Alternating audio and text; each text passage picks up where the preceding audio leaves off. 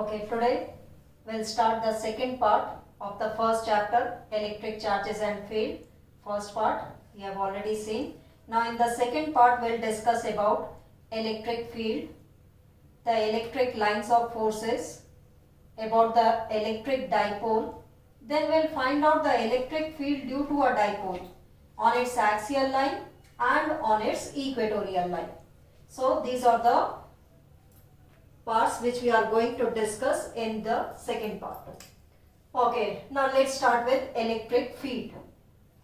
Field is some space around or some region of space around the point charge in which its electrostatic force can be experienced. So this space around the point charge we call it as electric field. And the electric field intensity at a particular point is given by force per unit test charge. It is given by, mathematically it is given by force per unit test charge. Which force? Electrostatic force. Now what is this test charge? In the limit, this test charge is tending to 0. This we call it as the test charge, which is brought only to test the electric field of the given charge. So the electric field is given by electrostatic force per unit test charge.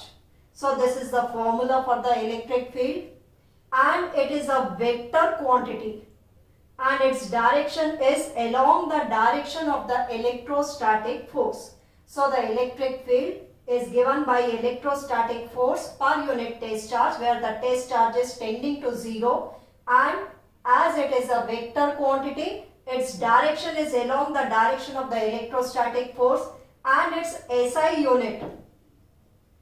SI unit is given by Newton per Coulomb. From the formula we see that its SI unit is Newton per Coulomb. There is one more unit which we will study in the next chapter. The formula we will study in the next chapter. The other unit of electric field is volt per meter.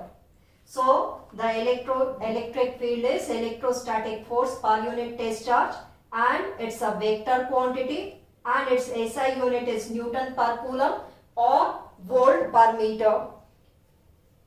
Okay, then we'll find out the electric field due to a point charge. Electric field due to a point charge.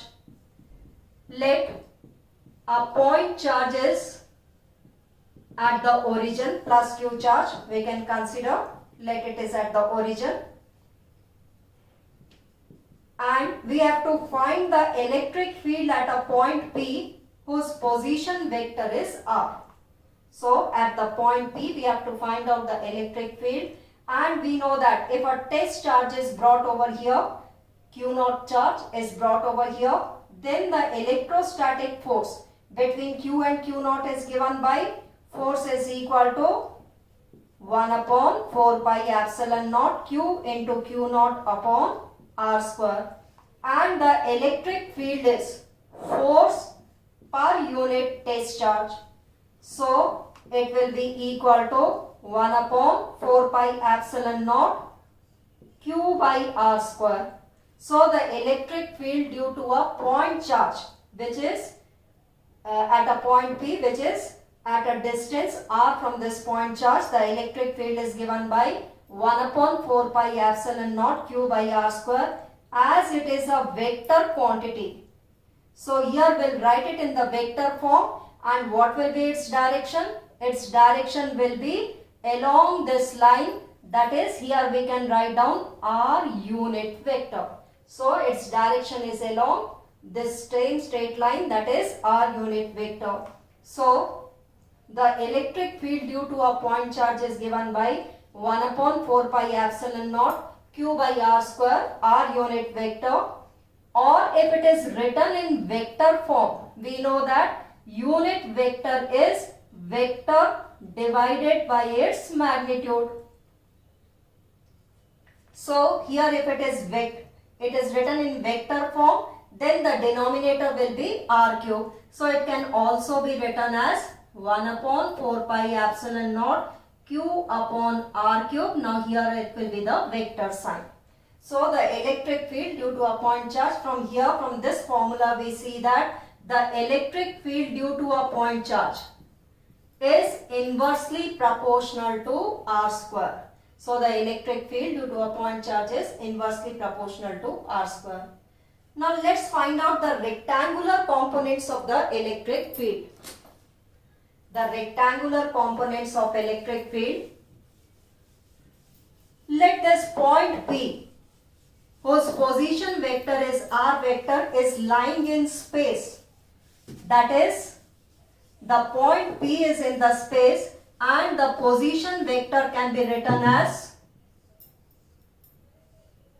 this is X, Y and Z axis. This is the origin and point P is lying in the space whose position vector is R. So this R vector can be written as X I cap, that is some distance along X axis, I cap, plus Y into J cap plus Z into K cap, and the magnitude of R will be given by under root X square plus Y square plus Z square. Last year we have studied, if the R vector is lying in the space, then it can be written as Xi cap plus Yj cap plus Zk cap, and its magnitude will be given by this formula. Now the electric field we know is given by 1 upon, here is the point charge Q, 1 upon 4 pi epsilon naught Q upon, if we write here vector, then the denominator will be RQ, which can be written as 1 upon 4 pi epsilon naught Q. This is magnitude of R. So R cube will be equal to X square plus Y square plus Z square raised to the power 3 by 2, and here R vector can be written as Xi cap plus Yj cap plus Z into K cap. Okay, now the electric field, let us compare it with the equation. If the point P is lying in the space, then the electric field will have all three components along X axis, Y axis and Z axis, and then the electric field can be written as the component of the electric field along X axis into the unit vector along X axis Ey J cap plus Ez into K cap. Now comparing these two equations, we can get the component of the electric field along X axis, along Y axis and along Z axis. So the component of the electric field along X axis will be given as, comparing these two equations, what do we get? Ex is equal to 1 upon 4 pi epsilon naught Q into X. Compare these two, I cap and I cap. So what do we get? Q into X upon under root X square plus Y square plus Z square raised to the power 3 by 2.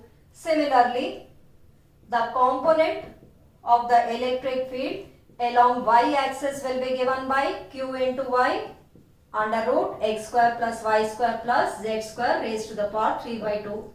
And the electric field, comparing, Ez will get Q into Z upon 4 pi epsilon naught X square plus Y square plus Z square raised to the power 3 by 2. So these are the rectangular components of the electric field when the point P is lying in the space. So these are the rectangular components of electric field. Next we will discuss electric lines of forces, which are also called as electric field lines. The electric field lines or the electric lines of forces, these are the imaginary lines drawn in the electric field which gives the direction of the electric field. The imaginary lines which are drawn in the electric field which gives the direction of the electric field are called as electric lines of forces. Now there are some properties which you have to remember. Electric lines of forces, these properties has to be remembered. It starts from the positive charge and terminates at negative charge. The electric lines of forces they start from positive charge and terminate at, starts from positively charged body and terminates at negative charge. That is inside the charged body. They are not going to travel. They are only starting from the positively charged body and terminating at negative charge. If there is an isolated positive charge, they'll start from the positive charge and end at infinity. And if it is isolated negative charge, then it will start from infinity and end at negative charge. So this is the first property of the electric lines of forces, that is they start from the positive charge and terminate at negative charge. Now the second property is two lines of forces can never intersect. Two electric fields lines, two lines of forces, electric lines of forces can never intersect each other. Why they can never intersect each other? Because the tangent drawn to this electric line of force is giving the direction of the electric field. Okay, suppose this is the electric line of force. At this point, if we have to find out the direction, we have to draw one tangent. So this tangent drawn to the electric line of force gives the direction of the electric field.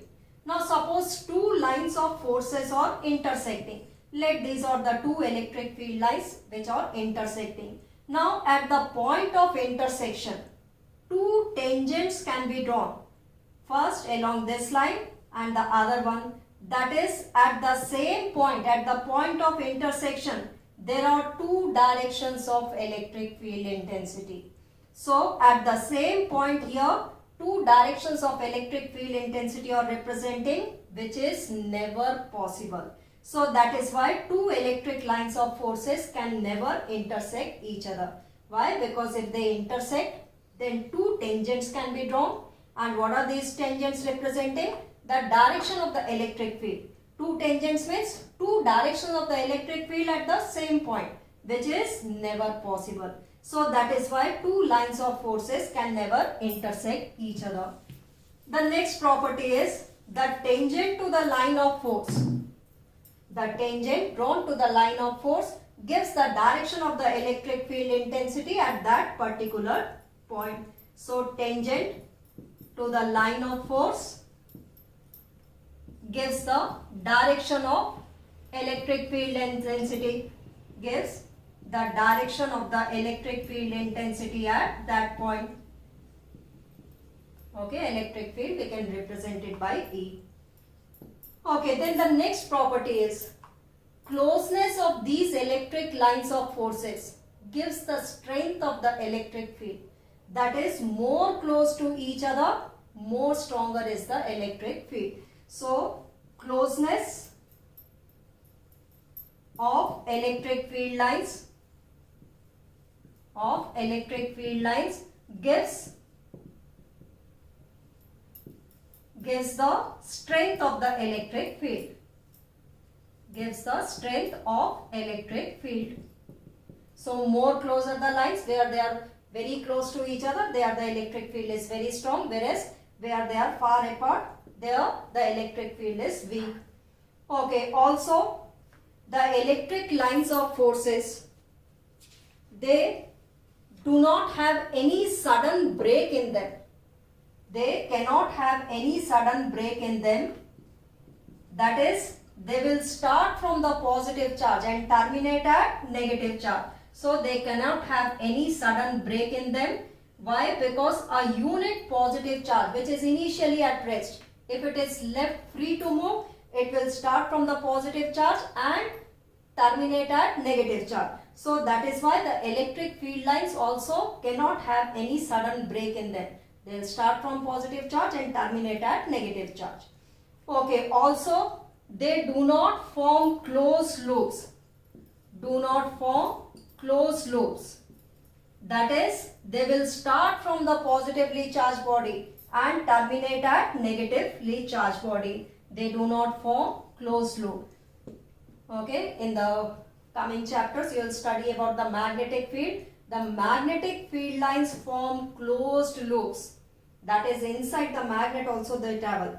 But the electric field lines, they do not form closed loops. Okay, and a unit positive charge which is initially at rest, it will move along the direction of the electric lines of force. Okay, so these are some of the properties of the electric lines of forces which you have to remember. Based on it, we'll draw the pattern of electric lines of forces for few charges. First, for an isolated positive charge. Okay, all these properties you have to remember, and based on these properties, we'll draw the pattern of electric lines of forces for few point charges. The first one is for an isolated positive charge. Okay, let this is an isolated plus Q charge. According to the property, they will start normal to this body, and as there is no negative charge close by, so they will end at infinity. So this is the pattern of the electric lines of forces for an isolated positive charge. If we see from here, it appears to be, it is radially outwards. How is it looking? It is looking radially outwards. The same way for an isolated negative charge. Let minus Q charge is there.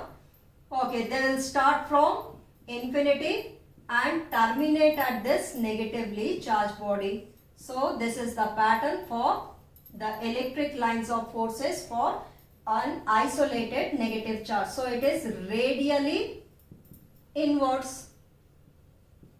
It is appearing radially inwards. Okay, next we will draw for two similar charges. Let there are two similar charges minus Q of equal magnitude. If this is minus Q, this is also minus Q. Suppose this is minus 4e, this is also minus 4e. For two similar and equal charges, a well-defined quadrilateral will be formed in between. As we know that for a negative charge, they are starting from infinity and terminating at this negative charge. So this is the pattern of the electric field lines. Now here we have to draw the arrow.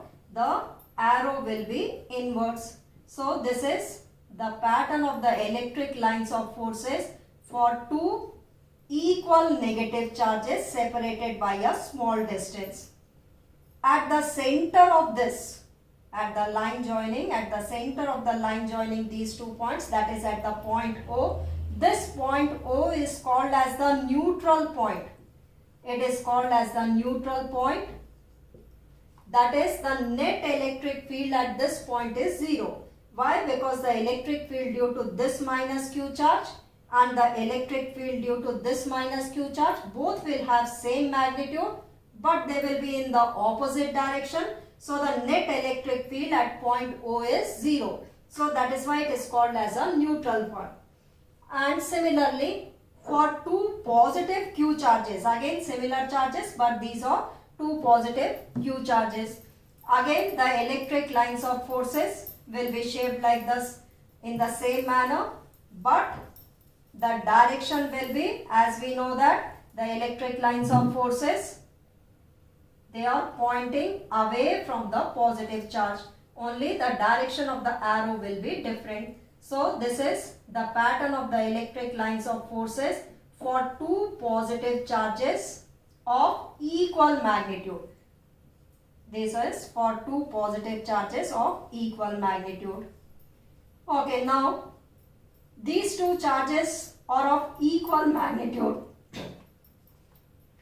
If the charges are of unequal magnitude, then the neutral point will shift towards the smaller magnitude charge. Suppose this is E, this is 4E, this is plus E, this is 4E. Now the neutral point will shift closer to the smaller magnitude charge. So it will be closer to this. Okay, so this is the pattern of the electric field lines for two similar positive charges and they are equal in magnitude. Now let's draw the pattern of electric field lines for two equal and opposite charges. That is, the magnitude of both the charges are equal, but they are opposite in sign. Suppose this is plus q, this charge will be minus q. So according to the properties which we have studied, this will be from positive to the negative charge. This will be from positive to the negative charge. So this will be the pattern of the electric field lines for two equal and opposite charges. Okay, these lines of forces do not have any break in them. We cannot draw so many lines of forces. So that is why we have shown like this. Otherwise, they do not have any break. They start from the positive charge and terminate at the negatively charged body. So this is for two equal and opposite charges. And this is called as an electric dipole. In the next topic, we are going to study about this electric dipole. So two equal and opposite charges separated by a small distance, we also call it as electric dipole. Next, we'll draw the pattern of electric lines of forces for uniform electric field. Uniform electric field is created between, suppose there are two sheets, one having positive charge and the other having equal amount of negative charge. This forms the electric field between these two sheets will be uniform. So according to the properties, this will start from positive and terminate at negatively charged body. So here we see that how are the electric lines of forces? They are equidistant from each other. They are parallel and equidistant from each other. So the uniform electric field lines can be represented by parallel equidistant lines. So these parallel equidistant lines are representing uniform electric field. So these are the electric lines of forces for few point charges which we have discussed over here. Okay, now we'll discuss about electric dipole. We'll study about electric dipole as we have drawn the pattern also. What is an electric dipole? Two equal and opposite charges separated by a small distance constitutes an electric dipole. Equal and opposite charges separated by a small distance. Let this is minus q charge and here it is plus q charge.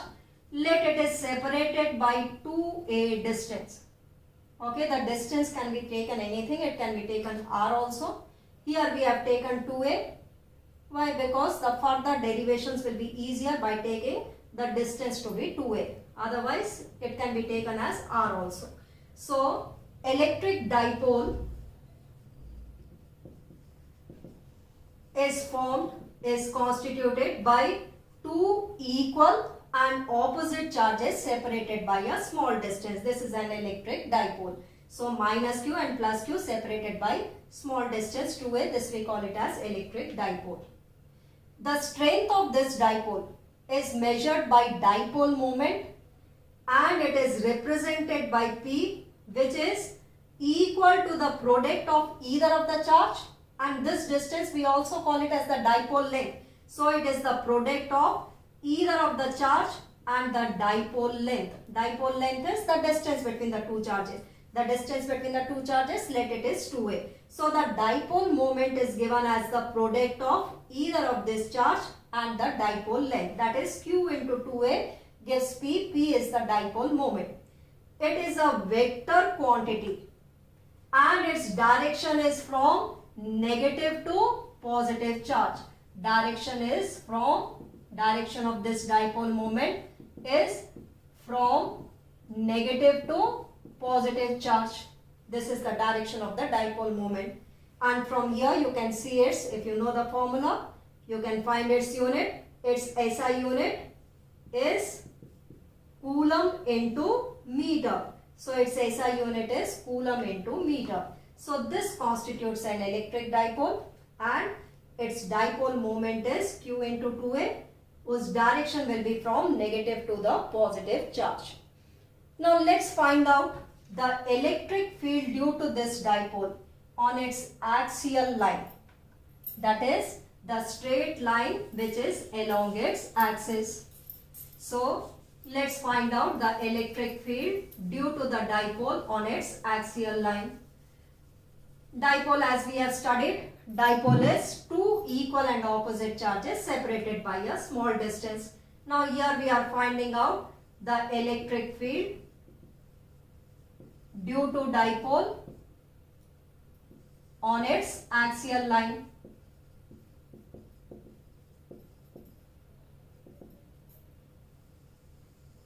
Yes, so this is the dipole whose dipole moment is P. Let this point P lies on the axial line. This straight line which is joining along the axis, this we call it as the axial line, and at point P on the axial line we have to find out the electric field due to this dipole. Let us consider that the center of the dipole to the point P is R. That is, let OP distance is equal to R. Now we will find out the electric field due to this negative charge at point P, the electric field due to this positive charge at point P, and then we will find out the resultant of these two factors. Okay, first let's find out the electric field due to minus Q charge. The electric field due to minus Q charge at a point P. Let this point is A, this point is B. Minus Q charge is at a point A, plus Q charge is at a point B. Center of the dipole to the point P is at R distance. The dipole moment, which is from negative to the positive charge, is represented by P. Now the electric field due to the minus Q charge at a point P is given by 1 upon 4 pi epsilon naught Q upon the distance square. What is the distance? AP. Distance is, how much is it? AP. And what is this AP square equal to? This O to A distance is A. Why? Because the dipole length is 2A. This distance is 2A. So this distance will be equal to A, and this distance is OP is R. So this can be written as 1 upon 4 pi epsilon naught Q upon AP can be written as R plus A. R plus A whole square. Now let's see what is the direction of this electric field due to the minus Q charge. We know that the direction of the electric field is away from the positive. It's from positive to the negative charge. So away from the positive charge and towards the negative charge. So the electric field due to this minus Q charge, let's draw the direction. The electric field due to minus Q charge will be pointing towards the negative charge. Forget that there is some charge over here. Only this minus Q charge, this point charge, and we are finding out the electric field at point P. And the direction of the electric field will be along PA vector. So the direction can be written as along PA vector. Now the same way we will find out the electric field due to this plus Q charge at point P. The electric field due to plus Q charge at point P is 1 upon 4 pi epsilon naught Q upon which distance square? BP square. And how much is this BP equal to? This whole distance is R. R minus A square. So this distance will become R minus A square. 1 upon 4 pi epsilon naught R minus A whole square. Okay, now what will be the direction of this electric field due to the plus Q charge? As we know that the electric field lines positive to negative charge, away from the positive charge towards the negative charge. So we are considering only this positive charge. The electric field will be away from the positive charge. So this is the direction of E plus Q, that is along BP vector. Okay, now we see that these two directions are opposite. So the net electric field will be, the resultant electric field will be the difference of these two. So the net electric field is the difference of these two. Okay, now which one will be greater? The one whose denominator is less. Whose denominator is less? This one is less than. R minus A is less than R plus A. So E plus Q is greater than E minus Q. So the net electric field will be E plus Q minus of E minus q. These are the subscript. This is the electric field due to the plus q charge. This is the electric field due to the minus q charge. Okay. Substitute these two and simplify. 1 upon 4 pi epsilon naught. Q also can be taken outside the bracket. So inside the bracket 1 upon r minus a whole square minus 1 upon r plus a whole square. Taking the LCM, so what do we get the net electric field on the axial line? This will be q upon 4 pi epsilon naught, here r plus a whole square minus r minus a whole square, and the denominator r minus a whole square into r plus a whole square, which can be written as r square minus a square whole square. This can be written like this. Okay, simplifying this, what do we get? R square minus r square cancels out, a square minus a square cancels out, 2ra minus of minus 2ra, so this will become 4ra. So q upon 4 pi epsilon naught, the numerator is 4ra upon r square minus a square whole square. Okay, so the net electric field, it can be written, this can be written as q into 2a, that is twice q into 2a into r upon 4 pi epsilon naught r minus a whole square. Okay, what is this? 4ra can be written as q into 2a into 2. Okay, now what is this bracket term? Q into 2a is the dipole moment. So this can be written as twice p into r upon 4 pi epsilon naught r square minus a square whole square is the electric field on the axial line due to an electric dipole. So let's write it here.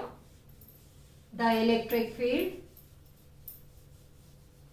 due to the electric dipole on its axial line is given by E is equal to 1 upon 4 pi epsilon naught to P into R upon R square minus A square whole square. So this is the electric field due to an electric dipole on its axial line. Now let's see the direction of this electric field. Okay, as we have seen that E plus Q is greater than E minus Q. So the net electric field will be along E plus Q. So this is the direction of the electric field. That is, it is from minus Q to plus Q charge. So the direction is from minus Q to plus Q charge. And we know that minus Q to plus Q charge is the direction of dipole moment also. So we can write it in this form also. E vector is equal to, both are along the same direction. The dipole moment and the electric field both are in the same direction. E and P are in the same direction. That is, its direction is from minus Q to plus Q. So what will be the angle between the electric field and the dipole moment? It will be 0 degree for the axial line. The angle between the electric field and the dipole moment both are in the same. This is the direction of the dipole moment and the same is the direction of the electric field on the axial line. So the angle between E and P vector will be 0 degree. Okay, now let's consider one case for a short dipole. Short dipole means the point is quite far away as compared to the dipole length. The dipole length is 2a and the distance where we are finding is r distance. So r distance is much greater than 2a, or in the other words you can say that 2a, the dipole length is much less than r. Such a dipole is called as the short dipole. So for a short dipole, here we can neglect a as compared to r. So in the denominator, r square into square, r raised to the power 4, and 1 will cancel out from the numerator. So the net electric field for a short dipole is 1 upon 4 pi epsilon naught upon r cube. So the direction of the electric field and the dipole moment both are in the same direction.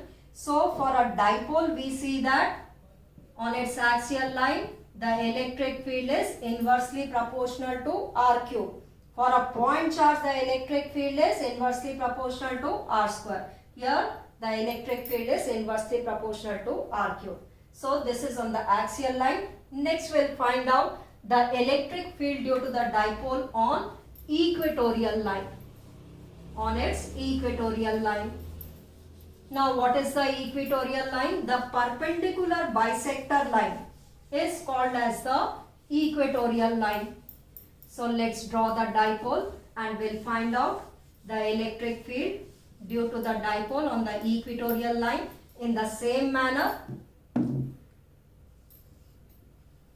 That is, we'll find out due to positive charge, due to negative charge, and then we'll see the resultant. Let this is minus q charge plus q charge separated by 2a distance, which is the dipole length.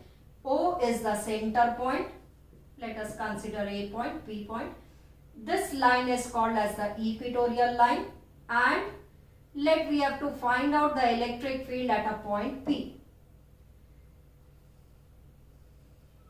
So this distance will be A distance, and let OP distance, where we are finding out let distance, let OP is equal to R distance. So due to this dipole, due to this minus q plus q charge, we'll find out the electric field, we'll see their direction, and then we'll find out the resultant. Okay, now the electric field due to minus q charge, the same way, 1 upon 4 pi epsilon naught q upon which distance? AP square. Now what is AP square here equal to? R square plus AP is equal to under root R square plus A square. So AP square will be equal to R square plus A square, q upon R square plus A square. This is AP square, this distance under root R square plus A square. Square of it will be R square plus A square. Okay, now what will be the direction of electric field due to minus q charge? As we know that towards the negative charge, away from the, and here we are finding out the electric field due to the negative charge. So the direction will be towards the negative charge. Okay, that is along PA vector. So its direction is along PA vector. Okay, now let's find out the electric field due to plus q charge. Electric field due to plus q charge is 1 upon 4 pi epsilon naught q upon square of the distance. What is this distance? BP. So square of BP. Again, this BP square is q upon R square plus A square. But what is its direction? Its direction will be along BP vector. So the direction of it will be along BP vector. This is the direction of electric field due to plus q charge. So direction is along BP. Okay, now the net electric field, the resultant electric field will be the resultant of these two vectors. So for finding out the resultant, let us draw one horizontal line. It is bisecting these two. So if this angle is theta, this angle will also be equal to theta. Let us resolve E plus Q and E minus Q along here. Here we see that if we resolve E plus Q, this component will be E plus Q cos theta, and this component will be E plus Q sin theta. The same way resolve E minus Q also. So this component becomes E minus Q cos theta, and this component becomes E minus Q sin theta. Now here we see that the magnitude of E plus Q and E minus Q both are equal. So these two components cancel out and these two components will be added. So what will be the net electric field? The net electric field will be the sum of these two components. So here the net electric field is E plus q cos theta plus E minus q cos theta, and as the magnitudes are equals, we can write it as twice of E plus q cos theta. So it can be written as twice of. If this angle is theta, this angle is also equal to theta, because cos theta we are going to find out from this triangle POB. Okay, now substituting E plus Q, both have the same magnitude. Let us substitute these values. So substituting, what do we get? The net electric field at a point P on the equatorial line is given by twice E plus Q is 1 upon 4 pi epsilon naught Q upon R square plus A square. This is the magnitude of E plus Q into cos theta. Cos theta find out from this triangle. Cos theta is base upon hypotenuse. Base is OB. OB is how much? A. And the hypotenuse is under root R square plus A square, which can be written as R square plus A square raised to the power half. Okay. In case of dipole, we write it in terms of dipole moment. So Q into 2A. What is the numerator? P. P upon 4 pi epsilon naught R square plus A square raised to the power 1 plus half, it becomes 3 by 2. So this is the electric field due to a dipole on its equatorial line. Okay, now let's see what is the direction of this electric field. Here we see that it will be along where the cos components are added. That is, it will be from plus Q to minus Q charge. So direction from positive to negative charge. Okay. Now we know that dipole moment is minus Q to plus Q, and the electric field on the equatorial line we are getting opposite to it. So this can also be written as minus P vector. That is, E and minus P vector are in the opposite direction. So what will be the angle between the electric field due to a dipole on equatorial line and the dipole moment? The angle will be 180 degree. Why? Because the dipole moment is acting along this direction and the net electric field on the equatorial line is opposite to it. So this can also be written like this, or you can write here the direction is from positive to negative charge. For a short dipole whose dipole length is much less than r. So here A can be neglected as compared to, then the electric field will be equal to 1 upon 4 pi epsilon naught minus P vector. This minus is only to show the direction that it is opposite to the electric field and the dipole moment are in the opposite direction. Here A is neglected, r square into 3 by 2, this becomes r cube. So this is the electric field due to the dipole on its equatorial line. Okay, now again here we see that the magnitude of the electric field is inversely proportional to r cube. So for a dipole, the electric field, whether it is on the axial line or on the equatorial line, the electric field is inversely proportional to r cube. Whereas for a point charge, the electric field is inversely proportional to r square. Now let's discuss few questions. This is the about second part which we have discussed. Okay, in 2020, that is this year only, one question had come. Let's discuss that question. The question now from this year, the objective type questions have also been started. So this was a 1 mark objective question, and the question was,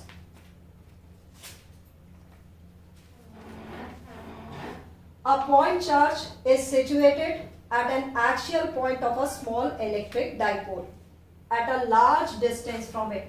This is the electric dipole, and a point charge is situated over here. Let this point charge is E2E, or you may consider Q1. Okay, a point charge is situated, and this is for a short dipole, that is at a large distance this point charge is situated. The charge experiences a force F. What is this charge is experiencing? A force F. Q1 charge is experiencing a force F. Now if the distance between the charge is doubled, let this distance is r. If the distance between the charge is doubled, what will be the force acting on it? The options were 2F, F by 2, C is F by 4 and D is F by 8. Okay, so the force acting on Q1 charge due to this electric dipole. We know that the electric field on the axial line is inversely proportional to R cube and the force we know is equal to Q1 into E. As the electric field is inversely, so the force will also be inversely proportional to R cube over here. Okay, the force is F. If R is the distance, now if the distance is made to R, now the force will become, the new force F dash will become F by 8 2 cube, it will become F by 8. So what is the correct option? F by 8. The electric field on the axial line is inversely proportional to R cube. Okay, so the force, we know that electric field is force per unit test charge. So force is equal to Q1 into E. So force will also be inversely proportional to R cube. If the original force is F, now the force will become 2 cube, that is F by 2 cube, which is with F by 8. Thank you.